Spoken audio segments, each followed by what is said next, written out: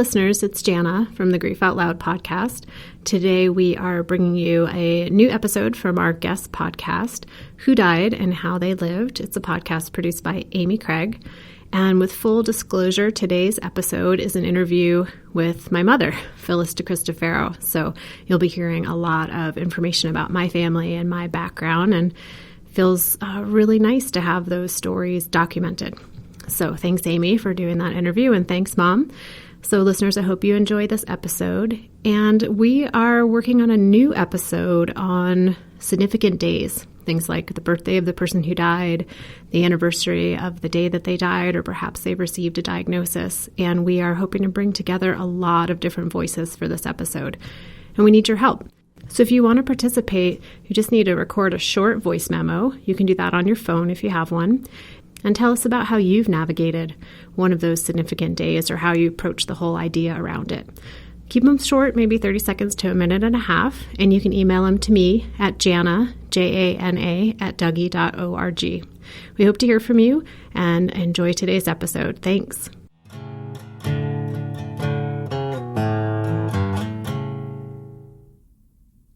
Hey there, it's Amy. Before we jump into this episode, I just wanted to say a quick thank you to you, the listeners. I really love the opportunity to sit down with people and hear about their loved ones. And it makes me really happy that you're enjoying those stories too. So thanks for letting me know. I have a request too. If you look on iTunes right now, there are a number of ratings, but there is only one review. It's titled Well Done Podcasting, and it reads, "Still reminds you that we focus on the wrong things in life. We should focus on life extension above all else." Well, if you're listening, Maddie RW, I appreciate that you took the time to rate and review the podcast. And I'm also a little confused. To me, when I hear about people's lives, I don't hear a desire to extend their life above all else. I do hear a longing for the person for sure, but for a quality of life and experience that's about much more than additional hours or days or even years. I think listening to people's stories, it's also clear how much life you can fit in to the time you have, even if it's not as much time as you'd like. So, I'd love to hear what other people think. If you feel inclined to write a review about what you think about the show or why you listen or what you've gotten out of the stories, I'd really love to hear it. If you listen through Apple Podcasts and can leave a review there, that's awesome. If you want to shoot me an email at whodiedpodcast@gmail.com, that's cool too. Let's get on to this episode. Who died and how did they live?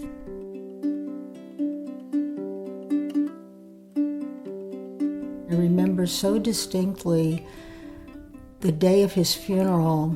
I don't know if this is a tradition for other groups, but in the Italian Catholic tradition, when you leave the funeral mass with the procession, you drive in front of the house one last time, and they have a flower thing on the door, which has a name, but I can't remember what it is. And when we drove by, she turned to my sister and me and said, "Your father was right. He said the only way he was ever going to leave Brooklyn was in a casket." And I was so mad at her for that, but it was the truth.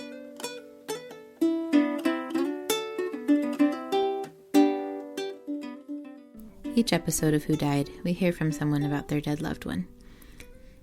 This conversation is with Phyllis DeCristofaro about her dad.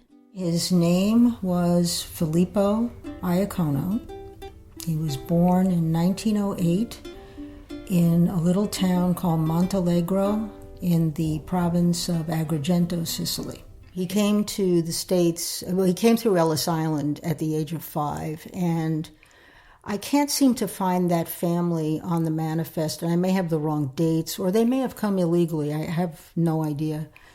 But the first thing they do was move to the Lower East Side of Manhattan, and then he moved to Brooklyn, right across the street from my mother, where she grew up. And my father was a handsome man. He was a small man. I mean, he was a big man, but he was short. Typical Italian short guy. And he had blue eyes, very light blue eyes, which Jana has now. I have the darker blue, but his were sky blue eyes. And in every picture, especially the black and white ones, they almost look like glass marbles. Phyllis refers to Jana throughout this episode. Jana is Phyllis's daughter. She also happens to be the host of the Dougy Center's Grief Out Loud podcast. Episodes of Who Died air on Grief Out Loud, so you might actually be hearing this through that channel. If you haven't heard Grief Out Loud, I highly recommend it. I also highly recommend listening to Phyllis talk about her dad. That's what this podcast is all about, after all. We hear about someone's loved one because that person mattered, because that person continues to have an impact, because it feels good and sad and important all at the same time, just to listen and allow part of someone's story to be heard. But my mother was young, and my father was 5 years older than her. So they probably just met in the neighborhood. You know, we had the same friends or that type of thing. Mm-hmm. My parents eloped.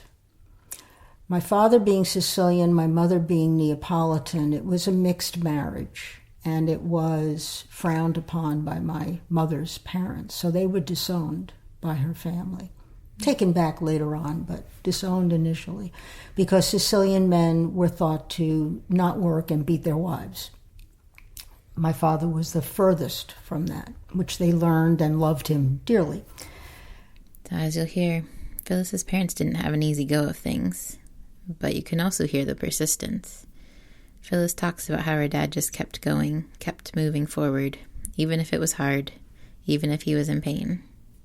When they married in 1930, that was the start of the Depression, and they moved into my grandfather's house. They lived upstairs, and they were both very proud, and my mother tried to get a job with the phone company, and back then there was a lot of discrimination against Italians. You know, New York City was a land of immigrants, and each wave of immigration fought for that bottom rung on the ladder. So the first people here before the Italians were the Irish. And when the Italians showed up, the Irish said, "Oh, no, you're not working in the fire department or the police department. We're going to keep you out of these things." So my mother tried to get a job at the phone company, and he said to her, "You can't be an operator if you can't hear." So they held a watch across the room, and they said, "Can you hear this ticking?" And of course she couldn't. And they said, "Sorry, you don't qualify."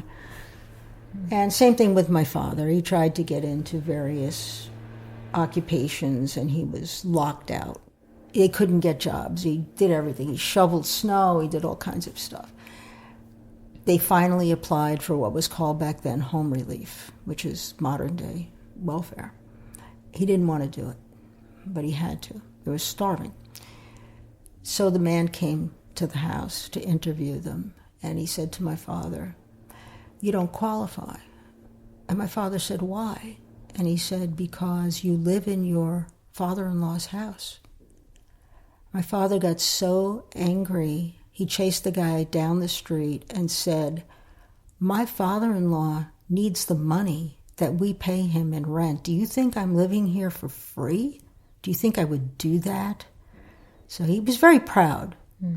And yeah, that time he stood up for himself. When Phyllis was 7 or 8 years old, her father taught her a lesson about standing up for herself.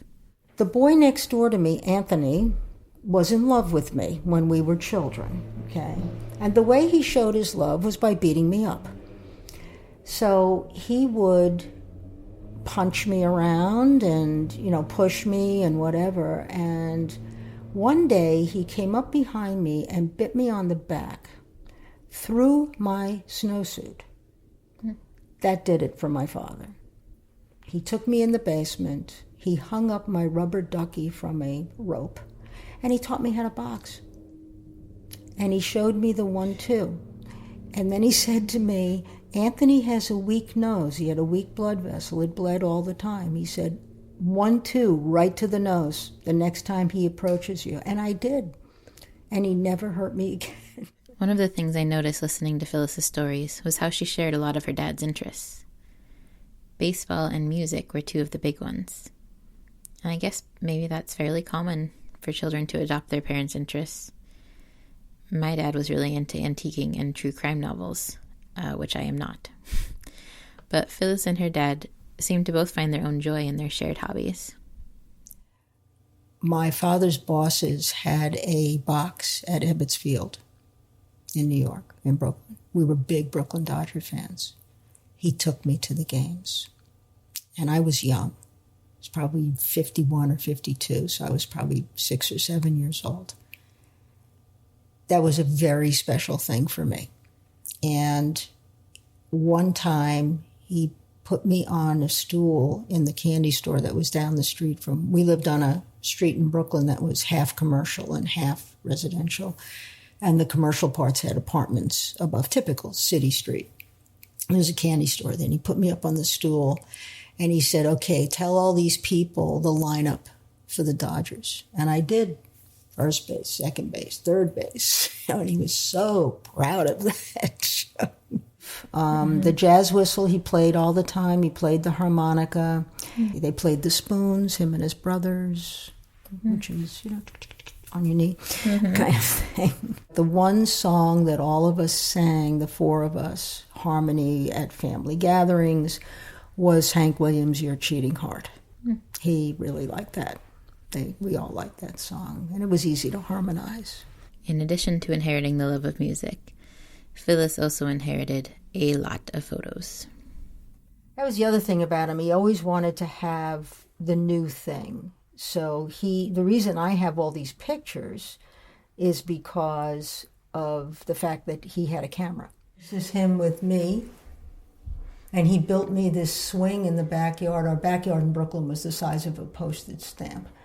But he got this heavy galvanized pipe, built me a swing with this heavy chain and a wooden chair, and I would sit out there and swing and sing at the top of my lungs. What do you miss most about your dad?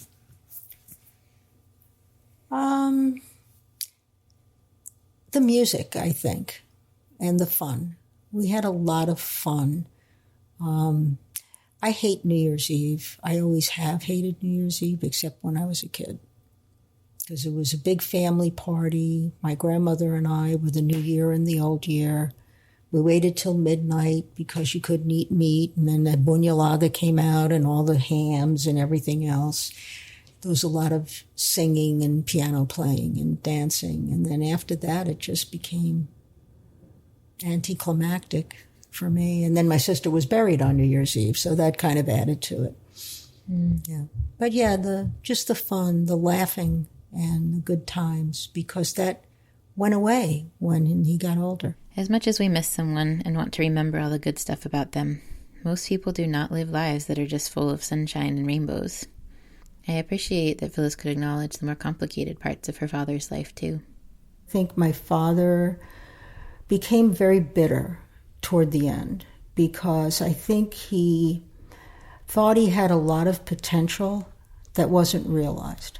He was way more of an adventurer than my mother. My mother had emotional difficulties, anxiety, and depression, which kept her from doing a lot of things, but it also kept him from doing a lot of things, because he had a chance to move us to Ohio, which thank God he didn't.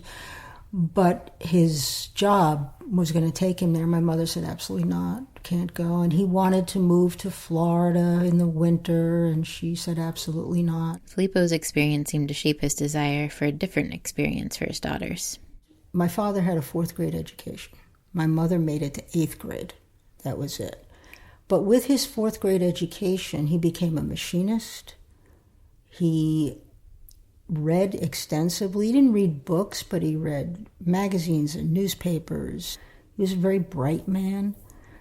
And that goes back to the bitterness part of him. I think he knew that he had native intelligence, but that it was never realized because he couldn't go to school. There were 9 people in his family. They were immigrants. My grandfather worked at the market. My grandmother did not work. So all the kids were out earning money at age 5 and 6, shining shoes, and they had to bring the pay home to my grandmother. So he never made it past 4th grade, but he was adamant about his daughters. He never had sons. He was adamant about neither one of us ever depending on anybody, another or man, to support us. He wanted us to get government jobs, which we did. Well, I did. She worked for the phone company, my sister. But he wanted us to go as far as we could in school. For a Sicilian man, an immigrant, to feel that way about daughters, that's not common. So that's still amazing to me to this day, that he was so adamant about that. And I think that's probably why I became this, rabid feminist in the 60s, and because he wanted us to be independent and not dependent on anybody for anything. And then while Phyllis was out getting that education, her father got really sick. When I was in college, he manufactured ulcers, and he had several ulcer operations. And the last one, they removed his stomach. And when they did that, they fed him the next day a liquid diet, and they didn't realize that one of the stitches that from the attachment of the esophagus to the small intestine popped. So everything he drank that day went into his thoracic cavity. And he had what was known as complications from surgery. He was in the hospital for a year, my sophomore year in college, I think. So every day we went to the hospital and spent all day, every day. And he lost a ton of weight, and his cheeks were sunken. And they said that he would never gain any weight because he couldn't eat a lot, but he did. Phyllis felt like after her father's year in the hospital, he had a new lease on life, especially because he didn't have to stick to an ulcer diet anymore. Once they get rid of his stomach, he ate and drank everything. He loved what's called a cassata cake that they make in Italian bakeries in New York, and it's a rum layer cake that has chocolate and vanilla cream filling that you would find in cannolis. And then it has a buttercream frosting, and then the outer side is plastered with sliced almonds. It was fabulous. We had it for every holiday. He loved Italian food. He loved to make... He actually turned into the cook as they got older. I mean, my mother still cooked, but he loved to experiment with things. So he made what was called bugnolata, which is a jelly roll with bread dough stuffed with sausage that his mother, my grandmother, used to make every New Year's. But my father never believed in less is more. So he would load it up with everything besides the sausage. Loved to make hot peppers. He really got into cooking. He perfected a fruitcake that was actually good, since most fruitcakes are horrible. Yeah. So, and he liked to drink. He liked beer. He liked whiskey sours. He liked gin and tonics. And he had, which Jana was always horrified, in the morning, in his coffee, scotch.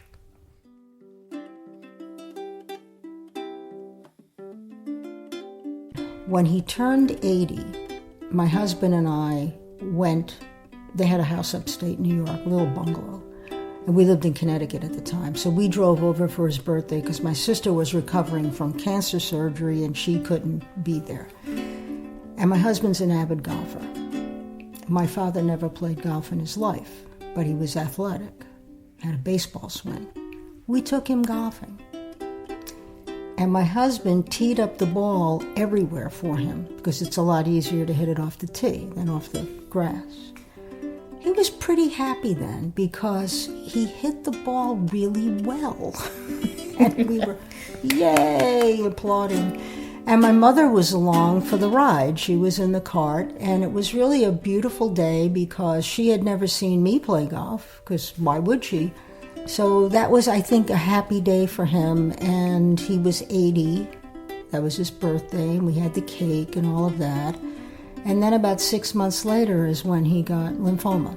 And he lasted another 5 or 6 months after that, so...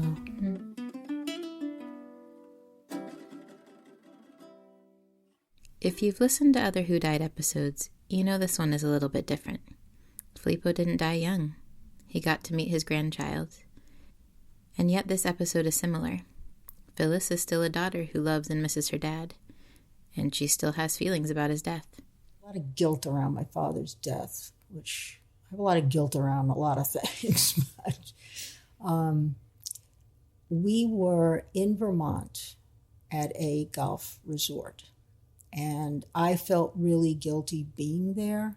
But it was a big group of people that we did this every year. And my husband said, we got to go, we got to go. Your father will be fine. He'll be fine. And I called him from there. And I had a conversation with him. And I don't remember everything we said, but I think it was a good conversation. And then I called when we came back. And I said to my mother, I said, should we come in? She said, no, you can wait till his birthday, September 25th. And we weren't that far away. We were 3.5 hours in Connecticut. But we worked, and Jana was in school. And she said, no, you can wait until... And then he died September 21st. So she called on the 21st, yes, in the morning. And she said to me, they want me to... pull the plug. And I said to her, he is suffering. Maybe it's time. And I said, what am I saying to this woman? Because I am this practical person.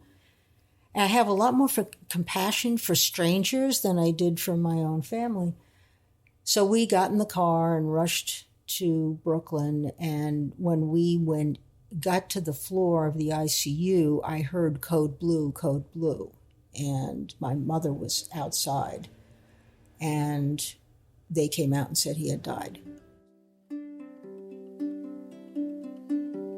I hate my culture's relationship to death for many reasons. One of them is that when older people die, we're expected to just move on. Maybe we're sad for a bit, but they lived a good long life. Which I get. I understand. I get that it's different to have someone die when they're 81 instead of 41 or 59 or even as a child. And Phyllis even said she wasn't as distraught because she got longer with her dad than she expected. But it doesn't mean we don't miss the person who had a long life. That person had so many stories and so much time to impact those around them. Creating the space to honor that life and that person and miss them just because they're not around anymore seems totally legitimate. What was the funeral or memorial like? Typical Italian funeral. He was waked for way too long. It was probably 4 nights. So we don't bury on Sundays. So he was buried on a Monday. So Sunday, Saturday, Friday. Yeah, probably Thursday was the first night. And by Sunday, the only people that were there were us. So it was kind of depressing in that respect. I mean, a lot of people showed up previous to that. Mm-hmm. And my friends from Connecticut came, and they walked in. They're not Italian. And my friend Pam pulled me over, and she says, I got to talk to you about something. And I said, what? She said, you and Jana do not belong in this family. And I said, why? She said, you don't look anything like these people. Because my family was right out of The Sopranos, as my husband calls them, no neck and low foreheads, because they had so much hair. And but typical funerals for us or wakes was a lot of joking and laughing and loud talking, and every once in a while you'll look toward the casket and say, oh, that's right, there's a dead body up there. Why are we having so much fun? But you do. That's what human beings do. That's what human beings do. We keep going until we don't. And we cry and we laugh at wakes and we eat and we drink and we tell our stories. Filippo Iacono was born September 25th, 1908, and he died the 21st of September, 1989. Thanks for listening to Who Died. If If you haven't already left a rating and review on Apple Podcasts, it would be super awesome if you did. If you want to tell me about your dead person's life, you can reach me at whodiedpodcast@gmail.com. And a special thank you to the Dougie Center and to Jana DeCristofaro for introducing me to her lovely mother.